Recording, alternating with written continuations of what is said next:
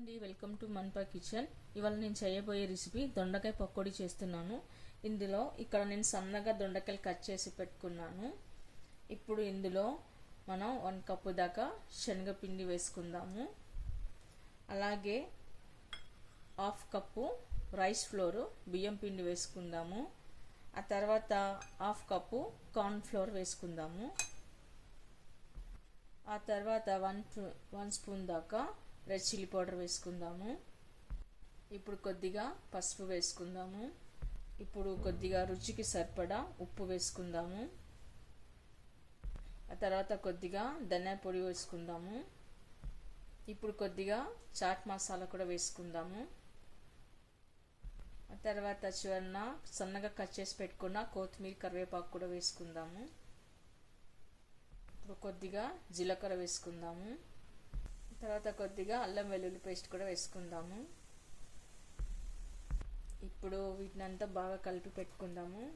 Water వేయాల్సిన అవసరం లేదండి. దొండకాయలోనే తేమ ఉంటుంది కాబట్టి మొత్తం ఇలాగా కలుపుకొని పెట్టుకుందాము. మీకు అవసరం అనుకుంటే లైట్ కొద్దిగా మజ్జిగ వేసుకుందాము.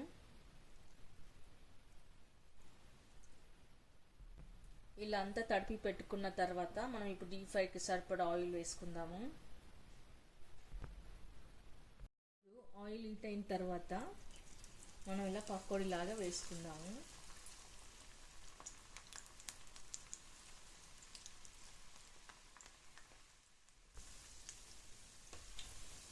లైట్ గోల్డెన్ బ్రౌన్ కలర్ వచ్చే వరకు మనం వేసుకోవాలి. ఈ కలర్ వచ్చాక అలాగే మిగతాయి కూడా మనం ఇలాగే చేసి పెట్టుకుందాము. ఓకే అండి, ఎంతో టేస్టీగా యమ్మీగా క్రంచీగా క్రిస్పీగా ఉండే దొండకాయ పకోడీ రెడీ అయిపోయింది. చాలా టేస్ట్గా చాలా బాగుందండి. మీరు కూడా ట్రై చేయండి. మీకు ఎలా కుదిరిందో కామెంట్స్లో పెట్టండి. లైక్ చేయండి, షేర్ చేయండి. తప్పకుండా మన ఛానల్ని సబ్స్క్రైబ్ చేయండి. Thank you for watching.